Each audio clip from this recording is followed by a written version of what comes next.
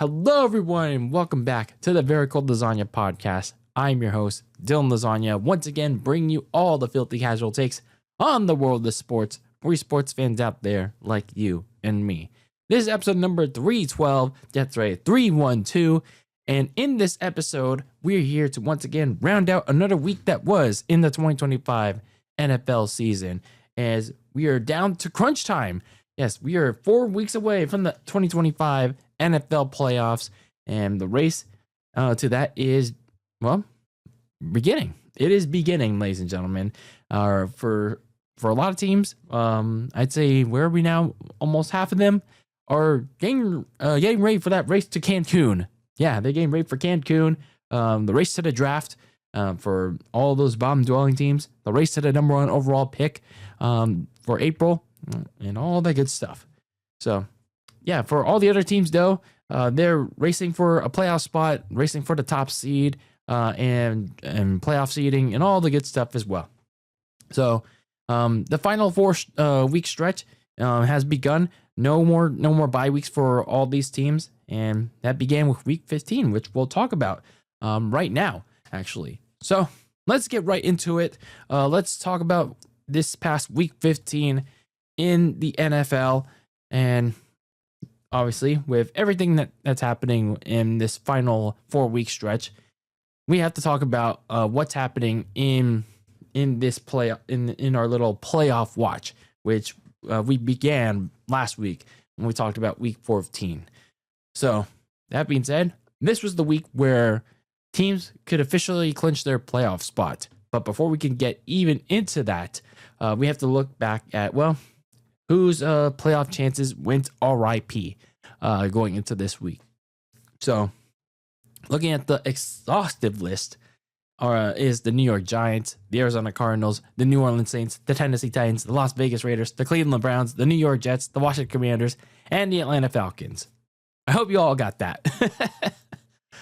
And then, heading into this week, 4 more teams were eligible to join them. And those were the Minnesota Vikings, the Cincinnati Bengals, the Miami Dolphins, and surprisingly on this list was the reigning, defending AFC champions of the last year, the Kansas City Chiefs. That is right. Yes, we'll talk more about them in this slate of this past week. So, yeah, those were the teams that were eligible to be eliminated from playoff contention this past week. But the teams that were eligible to officially claim their spot in the playoff dance next month were the LA Rams and the Denver Broncos, in a team that could clinch their spot and their division this week was the New England Patriots, who could clinch the NFC East by winning their game against the Buffalo Bills. But first things first, let's talk first about the games and the slates. And now that I've got you all caught up with the playoff stakes going into week 15, which all began with a matchup on Thursday night for that Jeff Bezos money. What's the monthly fee for Amazon Prime? I don't know. Either way, the Atlanta Falcons took on the Tampa Bay Buccaneers on a must-win game for Tampa Bay, and in a rematch of week 1, all the way back in week 1, where the Bucs went wire to wire to beat the Falcons 23-20 in Atlanta. But this time the roles were reversed, and instead of Michael Penix Jr. That was trying to lead the way, it was Kirk Cousins who led a late game-winning drive to get Zane Gonzalez into game-winning field goal range to get that kick and put a further dent into the Bucs NFC South lead, 29-28. Yeah, and yes, it may have been a lost season for the Falcons, but I gotta admit, for them, they did a good job playing spoiler in this one. And you know, he may not be there after the season, nor he may not play like this again in the final 3 games. But Thursday night, Cousins showed up again, played well, like he did against these same Bucs last year at home on a Thursday night. And you look how these Falcons did. A little short-handed on offense, didn't have Drake London again, but Kyle Pitts finally showed up had his best outing in a very long time since he got drafted back in 2021. And it kept his Kirk and Pitts, their connection kept the offense alive alongside another big game from B. John Robinson. And they overcame in the very late stages a third and a fourth and forever downs in the final minute so they can get that field goal from Zane Gonzalez. And yeah, in spite of their much maligned defense, that defense got the needed stop on third down to set up that game-winning drive. So yeah, it has been a disappointing season for the Falcons, and like I said, they may not see this version of Kirk Cousins in their final 3 games, which admittedly are a little tough. But for at least that night, it was at least nice. It was a little bit of a positive for Falcons fans in a disappointing season. Meanwhile, for the Tampa Bay Bucks, Baker Mayfield and the offense played as good as you can imagine, although there were times where Baker Mayfield whiffed on a lot of his passes, especially with Mike Evans coming back sooner than expected from the collarbone injury. Chris Godwin also came alive in this game as well. And the rushing attack ran over Atlanta's defense. But the issue was, and why they lost this game was their defense couldn't stop Atlanta's offense and Kirk Cousins. And they just also got unlucky on 2 more turnovers late in the game. And here they are, sitting at 7-7, and in back-to-back games, mind you, in 5 days, they got spoiled by 2 division rivals, like 2 basement-dwelling division rivals, mind you, that were already eliminated from contention, and that was the last thing that they needed coming out of this game. And now they got to go to Carolina for this first of 2 big showdowns with the Panthers that will decide the NFC South. Rough. That's just very rough for Tampa Bay. Going to the Sunday slate of games, starting with the early morning portion, as the Bears took on the Browns. And Caleb Williams and DJ Moore found each other for 2 touchdowns in a beatdown in Chi-Town. The skid marks 31-3. For the Browns, they're basically just back to being the same old skid marks of old. Of old. They've been like this all season. But I guess on the bright side, Myles Garrett continues to play at an elite level, notching another sack and a half on this time on Caleb Williams, while frequently getting in his face in this game. And he's just, I think, 1 sack away from tying or surpassing Michael Strahan and TJ Watt for that sack record of 22.5. So, he's earned it. He's played up to it. But for a guy like Myles Garrett, it's still a shame for a player with his ability that he's stuck with the skid marks. Although, when you look at it, that was his decision. He chose money over wanting to be on a championship contending team. He made that choice last offseason. Meanwhile, for the Bears, in fairness, beating the skid marks isn't something to brag about, but this was a nice rebound win for Ben Johnson's Bears. They need to take any positive momentum that they can get coming off that a heartbreaking loss to the Packers. So they took the frustrations on the Browns. They got off to a much faster start. Didn't do a lot of bullshittery. So they did all they could. And the defense severely limited Shadur Sanders and his offense to 100 or less yards of total offense and just 3 points, while also intercepting him three times. So, yeah, badly needed rebound win as another big-time matchup with the Bears, this time in their stomping grounds with the Packers awaits, and which will decide the NFC North in the final 3 games of the season. Meanwhile, for the Baltimore Ravens, they took on the Cincinnati Bengals as Kyle Van Noy picked off Joe Burrow in the late stages of the game in the red zone and gave it to safety Alahi Gilman for the pick 6 to seal a shutout. Yes, a shutout win and a payback one from Thanksgiving to eliminate the Bengals from playoff contention 24-0. And The Ravens and Lamar Jackson. Lamar Jackson finally came alive in this one, a little somewhat.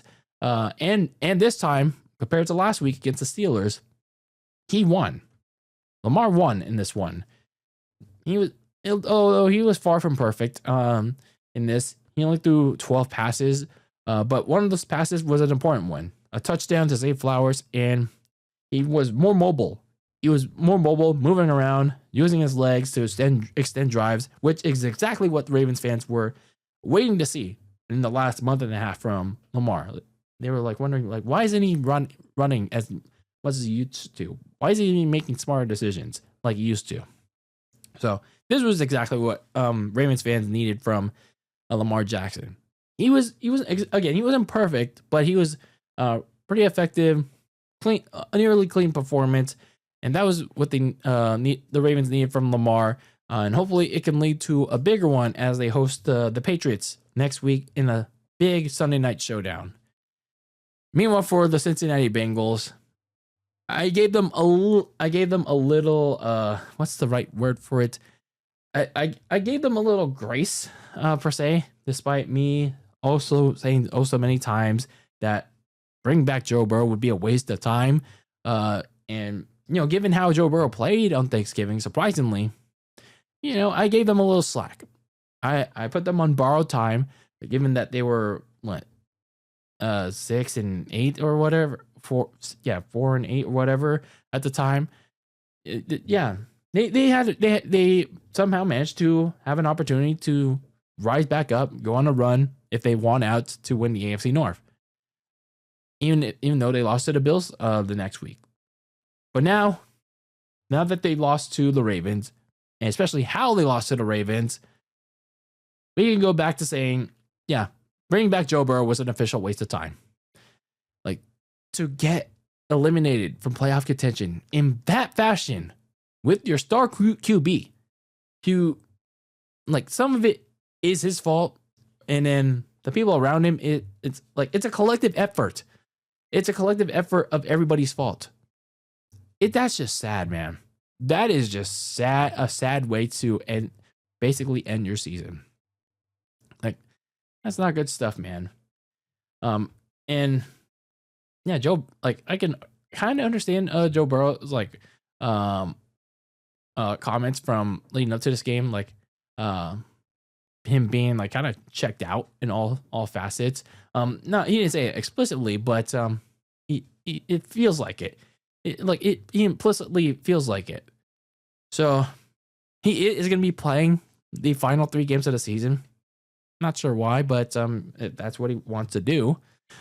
But ownership, they got to make some serious changes this offseason in order to help him out in all phases, physically, mentally, and emotionally. That probably starts with the coaching change. They got to get rid of Zach Taylor, but also, more importantly, surround Joe Burrow with much better talent, because, well, they also got to help out Jamar Chase and T. Higgins and all the other quality talent that they have. Meanwhile, down in Houston, the Texans took on the Cardinals as, Houston raced out to a very fast 17-0 lead, thanks to C.J. Stroud's 2 big touchdowns to eventually blow away Arizona 40-20. It's basically the same story, but a new week for Arizona. Not going to speak much on them because they just need to fire Jonathan Gannon already. Meanwhile, for the Houston Texans, C.J. Stroud in the offense, even though it was against a shit Cardinals team, but going into a more important game in 2 weeks, this was needed. This was a well-balanced and clean effort that saw them move with ease. C.J. Stroud played smarter in this one, made good throws for a 3-touchdown outing. But next week, prior to the game in 2 weeks against the Chargers, they'll have to play a little bit of another lesser opponent in the Raiders, but they can use that game as a warm-up prior to the game in 2 weeks against the Chargers in LA in their final road game. Meanwhile, down in Jacksonville, the land of all elite, the Jaguars took on the New York Jets as Trevor Lawrence exploded for 6 total touchdowns to set fire onto the Jets 48-20 in another blowout down in the All Elite. I also got nothing else to say about the Jets at this point. I mean, but Brady Cook played in this game due to an injury to Tyrod Taylor, and then the Jets' unwillingness to start Justin Fields because, well, we already saw enough of that. But I mean, Brady Cook wasn't completely terrible, but that's pretty much it. Meanwhile, for the Jacksonville Jaguars, for most of the season, the narrative is pretty much about Lawrence's struggles to adapt to Liam Cohen's scheme and Cohen's increasing frustration with Lawrence's inability and inconsistencies to adapt to that. But here we are, 3 weeks in December. Lawrence is played some of his best football this season, and this game was where he was at his very best. Granted, like with the other teams that I've talked about so far in this episode, it was against a terrible Jets team. But as I said before in the previous games, this was the game that Lawrence needed. And the offense needed this well-rounded, well-balanced performance where their QB needed to finally come alive for a great game. And yeah, for the Jaguars to maintain their stranglehold on the AFC South, this was the kind of performance that they need. However, it's going to be a tougher ask next week in Denver, where they'll play a much better team in the top leading Denver Broncos.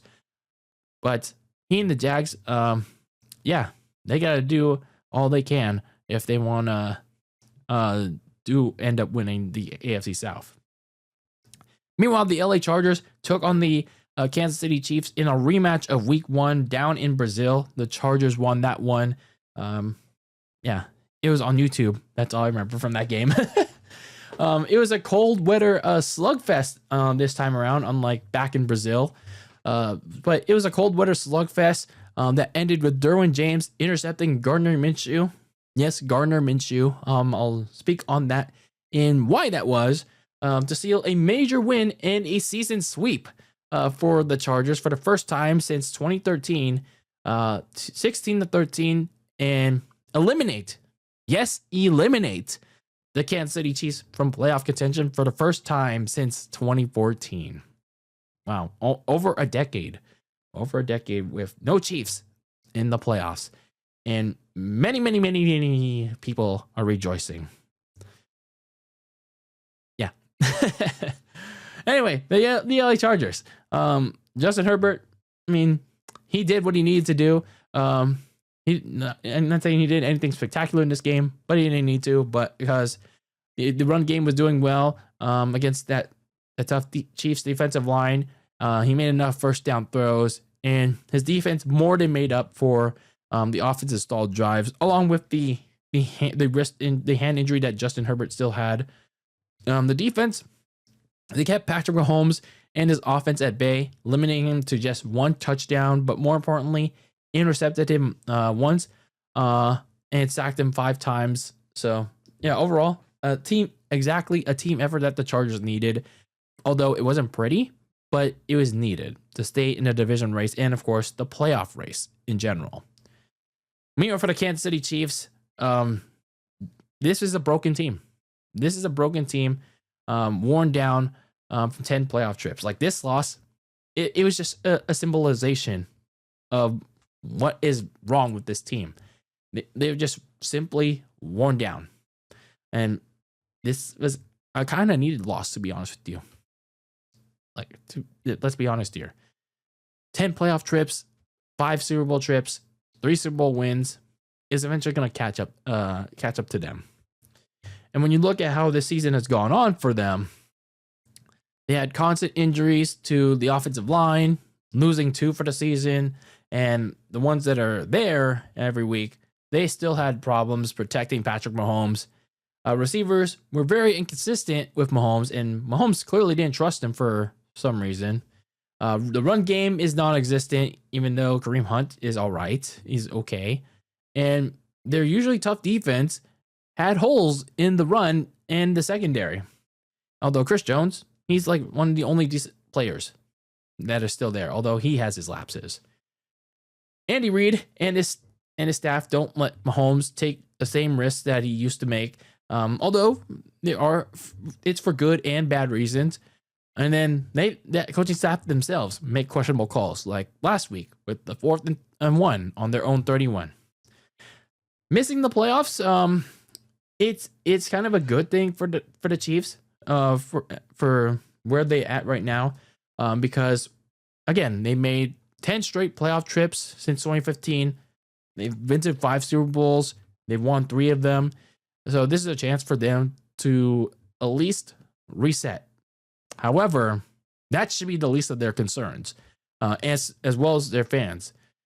It should be how they rebound the next year, and also the fact that Patrick Mahomes tore his ACL like very late in the game. Yeah, your franchise guy tore his ACL late in the game, late in the season. Now, the good news is, for Chiefs fans, that Mahomes already got surgery. The question is, like, I'm no doctor, but I'm not sure when he's going to be able to start rehab. And obviously the question becomes, when is he going to be back next year from the ACL tear? I don't know. The people are saying the usual timeline is like 9 months. So around the start of the season. But again, it depends on like how Mahomes will be. But given Mahomes' competitive nature, I imagine that he'll be wanting to go at it steadfast, really, really grinding it. But yeah, we'll see. They also have to answer a lot of the roster issues right now. Receiver, the offensive line, the defensive line, a lot of question marks around this entire roster. But when you look at the torn ACL to Patrick Mahomes, it pretty much symbolizes this entire season, as I just talked about for the last minute or two, maybe in 3 minutes. This is a broken team right now that needs to at least try to be fixed in the off season if they want to make at least a playoff trip next year. Meanwhile, down in New England, the Buffalo Bills took on the New England Patriots in a rematch of week number 5, where the Patriots upset the Bills on that Sunday night showdown. But this time around, Josh Allen, the Bills, stormed back from a 24-7 halftime hole with a 28-7 second half rampage to keep their AFC East hopes alive and the race alive and well, 35-11. And this is probably one of the Bills' best games of the year. They never gave up. They never tapped out. Unlike John Cena in his last match, unfortunately. Then, yeah, it looked like for a long while, the deficiencies of this team, we're going to get the best of them. And once again, we're looking very inconsistent in the first half.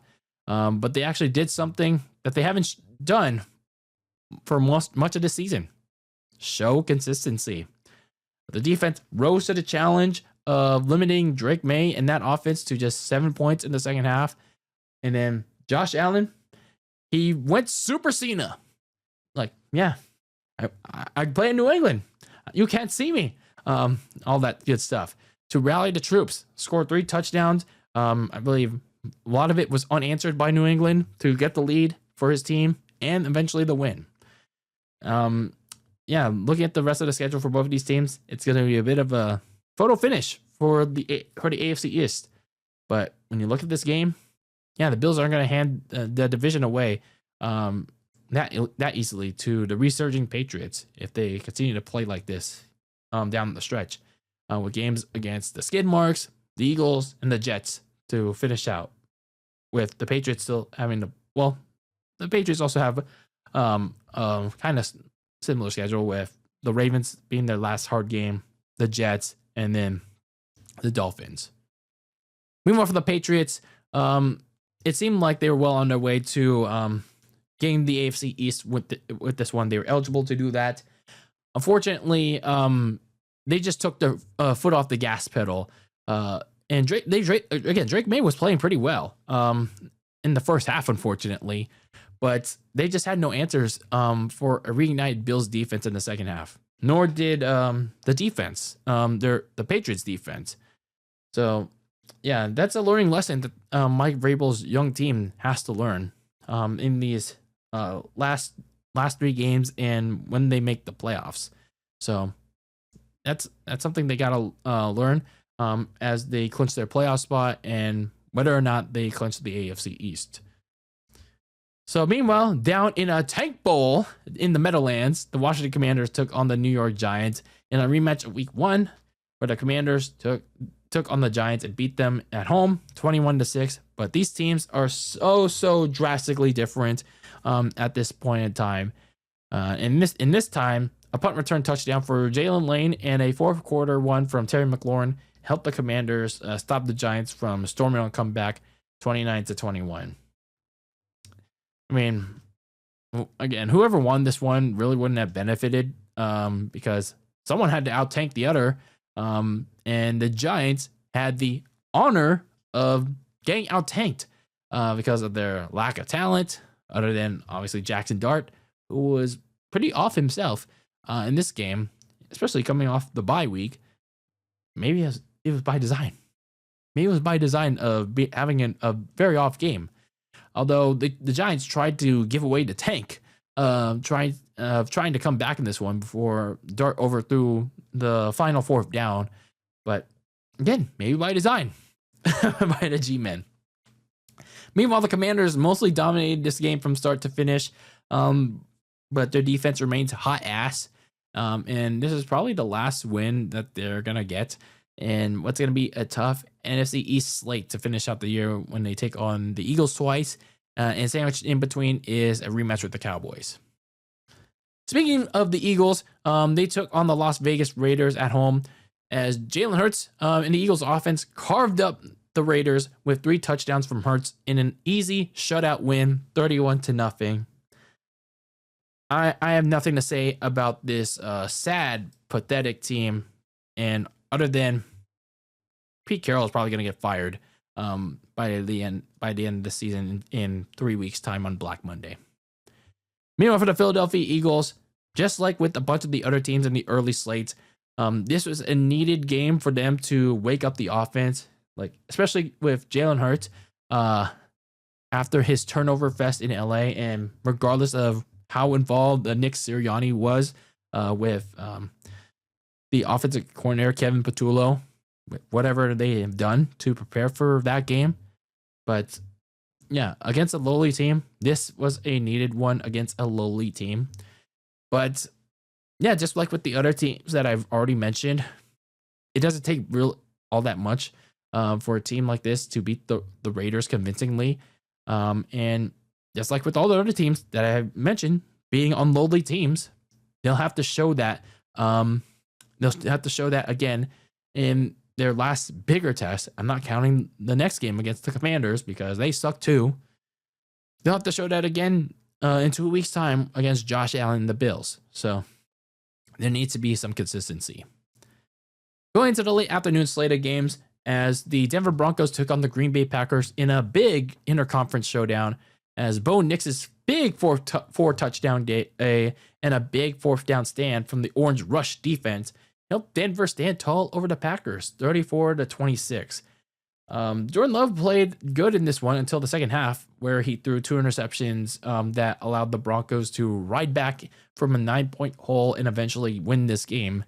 But this loss is the least of their concern. It should be the least of their concerns because there were so many injuries in this game. They lost 2 offensive linemen in this one. Christian Watson got hurt again with the chest injury. But all that remains to be seen if they're going to be out long term or short term at the time of this recording, at least. But the biggest injury coming out of that game was Micah Parsons. Just like Patrick Mahomes, he tore his ACL.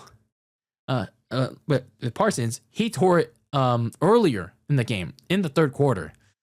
And yeah, losing Micah Parsons this late in the season, it puts the Packers right back at square one with their very mixed bag of a pass rush of old. Not great. not great. Not great timing for the Packers with 3 games left to go, with a defense that has question marks with their secondary still. So they've already lost Tucker Kraft in the passing attack.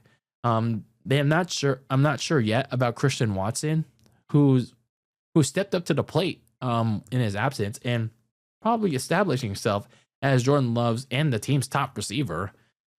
And they've lost their best player on defense to season-ending and serious injuries. Like, this seriously threatens, if not damages, like their title hopes significantly in a wide open NFC. Like, what a major blow for the Packers. Meanwhile, for the Denver Broncos, on the other hand, this was a tight until the end game, but I think they're peaking at the right time on both sides. It took a while for Bo Nix and the offense to get things together with all those very slow starts for most of the season. But this was one of their best games all year against a very tough team, the Packers. Bo Nix aggressively executing downfield. And meanwhile, defensively, we all know how well their defense is. They got Jordan Love in the game's biggest plays and downs, including that final sequence. And here they are. A year later, they got their second straight playoff berth, but not just that.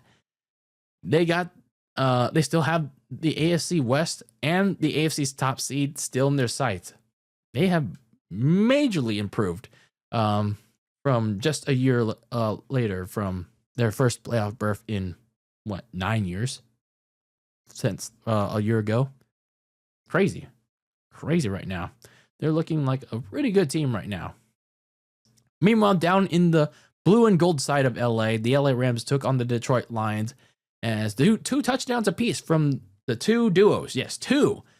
Blake Corum and Kyrie Williams and Matthew Stafford and Colby Parkinson powered the Rams in a win over the Lions, 41-34, to clinch their playoff spot, being the first NFC team to clinch their playoff spot. The Lions, they played okay on offense, but unfortunately, they can only do so much to keep the Lions afloat because, unfortunately, that secondary is buns.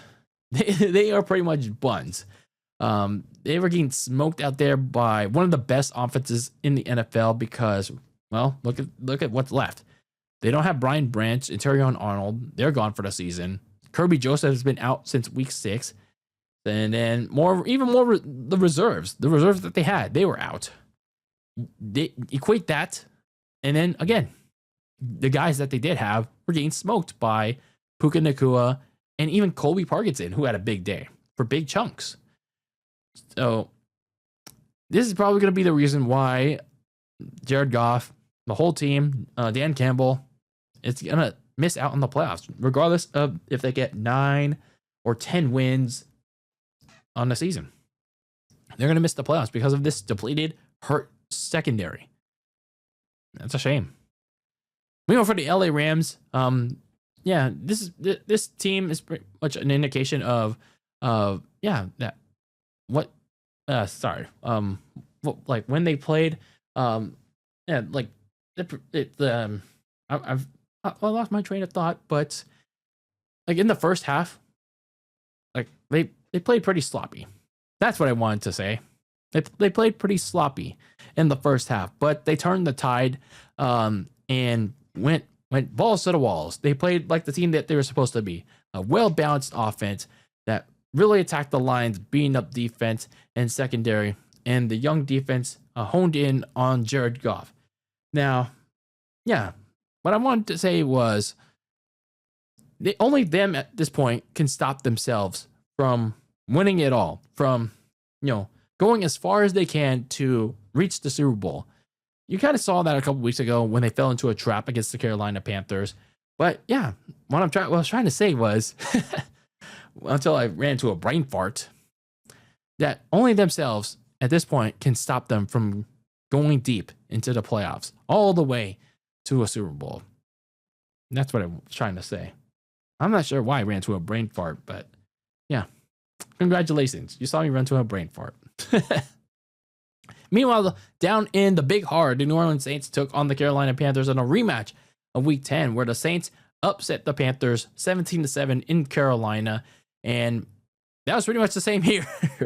It was a low-scoring affair again that saw Charlie Smythe hit the go-ahead game-winning field goal to spoil the Carolina Panthers' chances from being on the doorstep of the NFC South title 20-17. And this is probably one of those week 15 results that really disappointed me with one of the teams.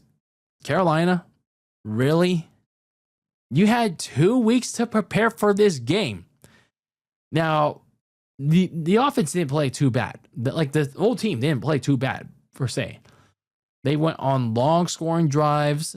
Bryce Young played very decently enough to keep the Saints at bay. The defense was okay, and gained stops on Tyler Show, but they made so many penalties in not just the fourth quarter, but in general, 11 penalties throughout this game. Like, you can't have that. And it eventually caught up to them, including the stupid one, the stupid late hit by Lathan Ransom on Tyler Show. Like, he got so caught off guard by the QB draw that Kellen Moore drew up. And then Lathan Ransom, he decided, like, oh, fuck it, I'm going to go do a late hit on Tyler Show. Dummy. No. You essentially cost the team, but it was more than that. But in general, like, they had so many chances to win this game, and they blew it. They blew it. Like, now here they are. They came off the bye. They oversaw the Bucs get upset by not just the Saints, these same Saints that they just lost to, but the Falcons 3 days prior. This was a major waste of an opportunity by the Panthers. Had they took care of business, they could have been one game away. All they needed was one win over Tampa Bay to win the NFC South. And that was pretty much that. That was pretty much that for the Panthers. But now they got to win out. They got to win out over the Bucs. They got to pretty much sweep over the Bucs, because they sure as hell not beating Seattle unless some crazy things happen. The Panthers, they got to do some crazy shit. But at the same time, you think about it, does anyone want to win the NFC South? I don't know. For the Saints, I don't give them I give them a lot of crap for this season, and I don't give a lot of credit to Tyler Show, because there's still some question marks I have about him. But I will give him some credit here. He has progressed decently, leading the offense with short range throws, moving them downfield, especially in this 2-game stretch against Tampa Bay and Carolina. And Kellen Moore, too, the head coach, he's earned credit for how he steered his team and getting the most out of whatever talent he has left, especially trading away Rashid Shaheed and a bunch of other talent that was very, very solid. But he has done an admirable job in this 2-game stretch to spoil the Bucs and the Panthers in what has become a death battle between those two teams in the next 3 weeks. So when we look back on them from this past season, and there's not going to be a lot of highlights, positives from this team, but the one of the few positives that will be there is this 2-game stretch where they played spoiler to these two teams in the last 2 weeks, and how very solid that they did in doing so. Meanwhile, down in Seattle, the Seahawks took on the Indianapolis Colts in a low-scoring, offensively bad game from both teams. But in the end, Jason Myers came in clutch with a very long go-ahead field goal with 22 seconds left before Kobe Bryant, not that one, rest in peace, by the way, Seattle's Kobe Bryant picked off Phillip Rivers to seal the win 18-16 in Phillip Rivers' return game from the first time since 2020. And speaking of Phillip Rivers, he led the offense decently. very slowly, with short heave passes, which was apparent from either his rust or his age. You make of it what you will. But I will give him credit. He he was fun to watch, especially when he made the game's only touchdown throw. He was like he had all that energy back in. He was like he was doing all his trash talking. He had all the energy back. He was like, yeah, yeah, pal. It was like so funny to watch. But yeah, he just unfortunately couldn't come in clutch when the Colts needed him, as he threw the game-losing interception. So we'll see what happens when they host the 49ers on a Monday night this coming week. But yeah, Philip Rivers was unk. He was unk this week, and it was fun to watch. I'll admit that, even for as desperate as the Colts are, but it was at least fun to see Philip Rivers this past week, and we'll see how he does against my 49ers. Meanwhile, for the Seattle Seahawks, after exploding last week 38-6 in Atlanta, what the hell happened this week? It was like the week prior to Atlanta.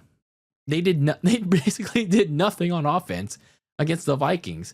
And here they were again this week against a Colts team that just lost Daniel Jones and played against a old ass unk Philip Rivers. They couldn't move the ball. They had a lot of trouble moving the ball against a Colts defense, mind you, that had no DeForest Buckner, no Travis Ward, and a bunch of other starters. They had trouble. They barely could do anything. Now, on the flip side, Darnold played a mostly clean game and still made clutch time plays, but they couldn't score a touchdown. All their scores came from field goals from Jason Myers, which they were very fortunate to have. And I feel like part of the reason for that is, while Darnold did play a clean game, and he did fail to get them into touchdown territory, it doesn't help when your rushing attack can't do shit. So, yeah, they were fortunate, again, that Jason Myers came in clutch with 6 field goals, and their defense still is very good, but barely getting a win isn't going to cut it. Barely is not going to do well in their favor in a rematch against the Rams coming up very soon. Meanwhile, my San Francisco 49ers took on the Tennessee Titans in their return from the bye week. Brock Purdy gave his best showing this season with a 3-touchdown showcase to save his defense's butt over the lowly Titans 34-24. And a game where it shouldn't have even been that close, but here we were.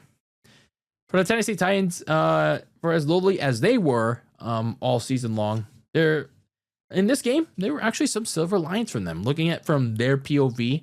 And I'll talk about this game more in depth in our usual weekly roundup episode, this coming in the next episode. But when you look at the Titans in this game, there were actually some more silver linings, and that continues to be the run game with Tony Pollard and Tyjae Spears. Again, continuing their momentum from the game last week against the Skid Marks, as they gashed the weak-ass 49ers run defense. Meanwhile, Jeffrey Simmons continues to make his case for maybe a Pro Bowl appearance for the Titans, which, if that happens, he'll probably be the only Pro Bowler for the lowly Titans, getting a touchdown from Cam Ward. Yes, a touchdown. And Cam Ward himself, even in another tough loss, showed some positives with nice downfield, mid-range, and deep ball throws. So, yeah, overall with the Titans this past week, as with the Texans and the Seahawks tough losses, there were at least some positives from this game. Meanwhile, for my 49ers, off a much-needed bye week, I really liked how the offense, especially Brock Purdy, they flew right out of the gate. They were ready to take care of business against a lowly Titans team. They were very effective on a lot of their drives for 3 quarters, with 3 effective touchdown drives that ate up the clock. But more importantly, for Purdy, he was probably moving around. He was probably showing he was at his healthiest since week 1.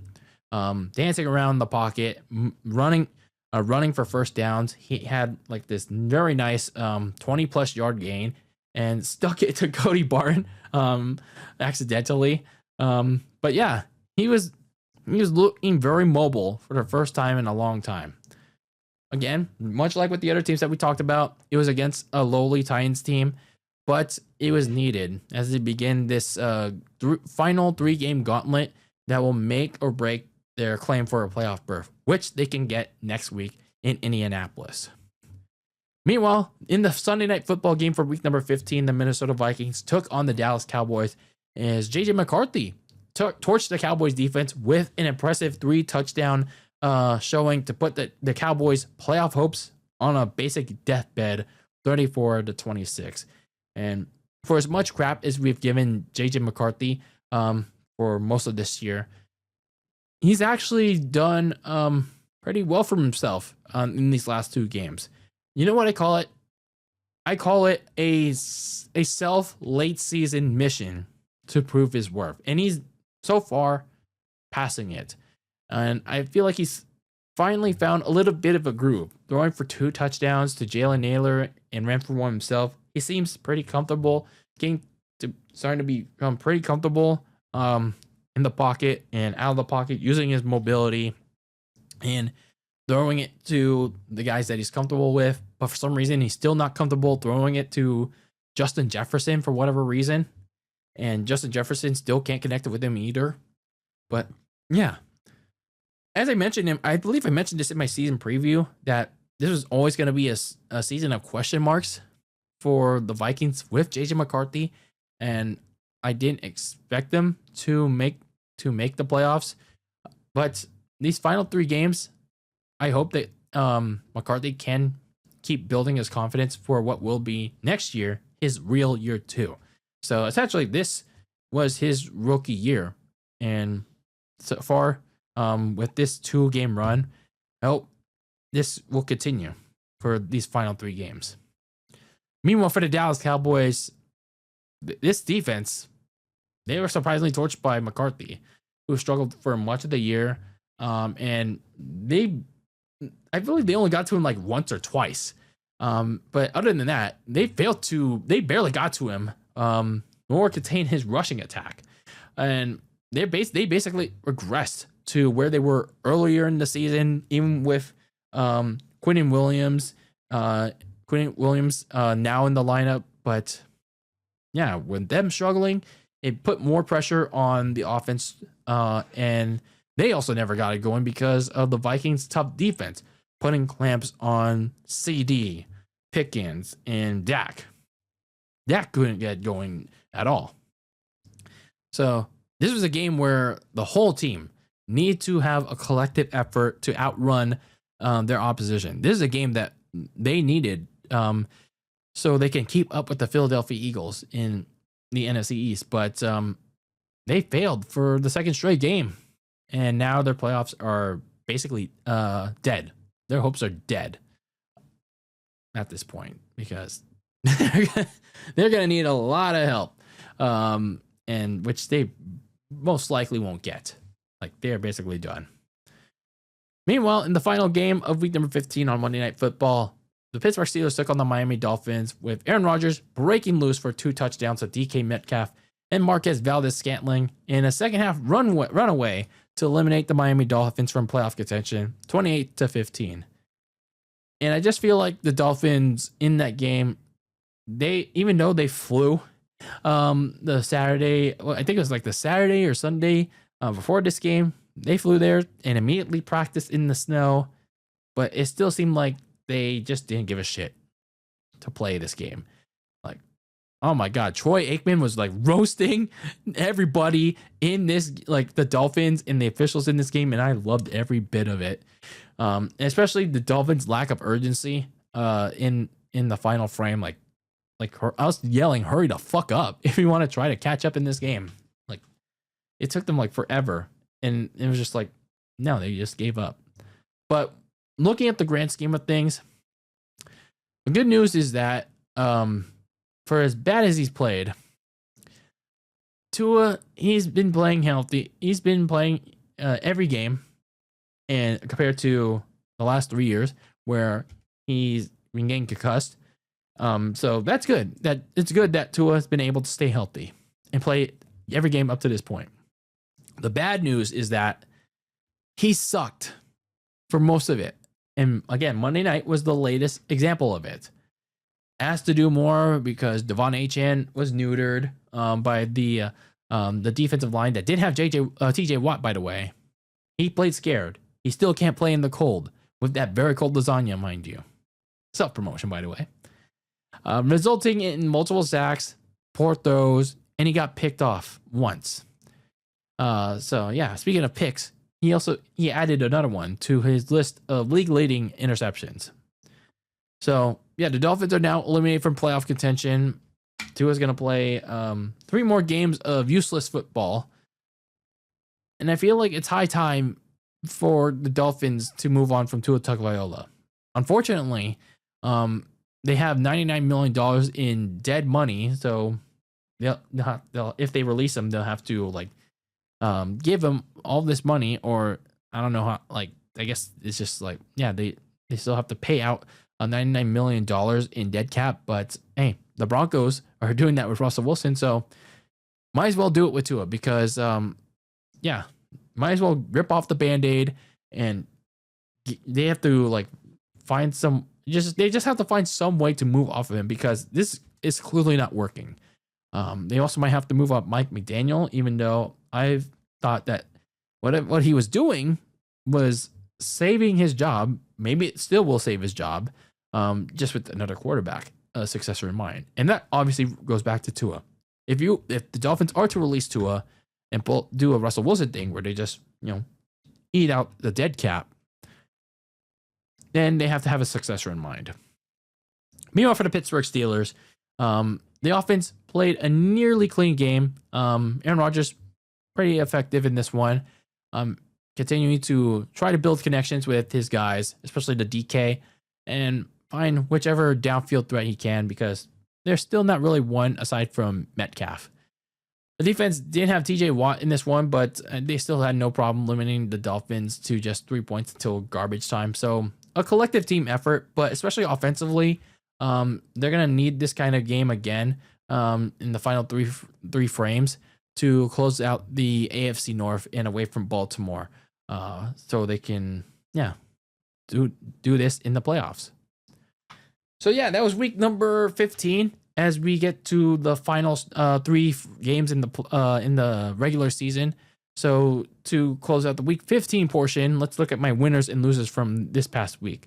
Starting with my winners, the Denver Broncos pulling out an impressive win over one of the NFC's best teams in the Green Bay Packers. Bo Nix looked great in that one with 4 touchdowns.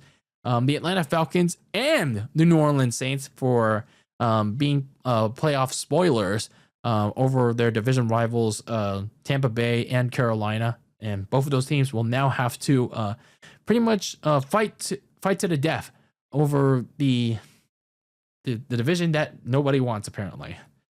And then JJ McCarthy and the Minnesota Vikings, he has really put on a show. Like I said, he's really come together in these last 2 games, and especially this one where he has performed pretty well for himself. Meanwhile, looking at the losers, the New England Patriots, they had every opportunity. Looked like they were going to run away with this game against the Buffalo Bills to clinch the AFC East, but they took their foot off the gas pedal, and now they'll have to win at least 2 more games, but also make sure that the Bills lose 1 more. I don't know, maybe that's the scenario for the playoffs, whatever the NFL does to clinch the AFC East. So yeah, now they got the Bills once again on their tail for the division. And then the Kansas City Chiefs, not only did they get officially eliminated from the playoffs, but obviously losing Patrick Mahomes to a long-term ACL tear.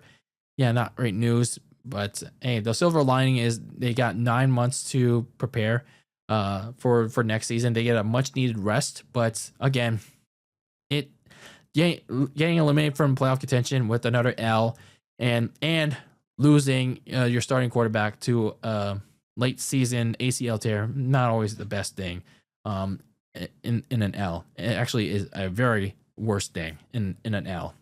The Carolina Panthers, they had a golden opportunity to win this game against the Saints, especially after the Bucs lost to the Falcons 3 days prior, and they were coming off a bye, mind you, and they failed to capitalize on that. I'm like, what the hell are you doing? And then Joe Burrow and the Cincinnati Bengals offense, they missed out on every opportunity. They no showed in this game. They were very off. They were in the red zone like two to three times, and then they were pushed away from it. And they are eliminated from playoff contention. Yeah. So let's look ahead to week 16 as we wrap up this episode, as we're looking at a really, really good week 16, and these headlines are looking really good. As of course, wouldn't be good without some Cancun races for the first overall pick. As the Giants face the Vikings and the Raiders face the Texans 1 week before both teams play each other. Yeah, that week 17 matchup between the two teams fighting for the first overall pick in 2 weeks' time is going to be fun in a super tank bowl.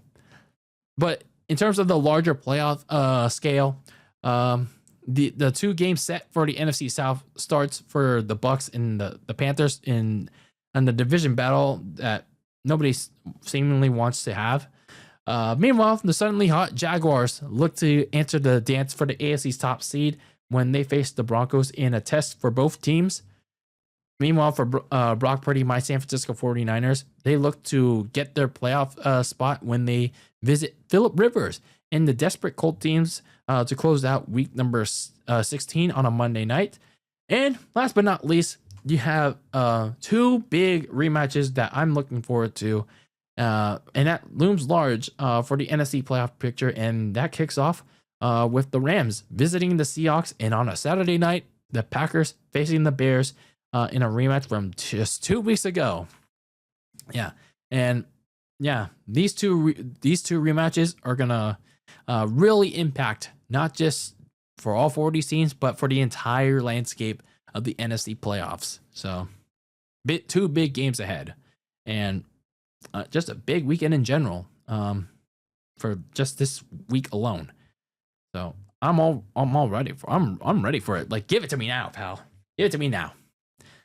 So let me know your thoughts on week number 15, whether you're watching this on YouTube in the comments or slide into my DMs on my socials at Very Cold Lasagna.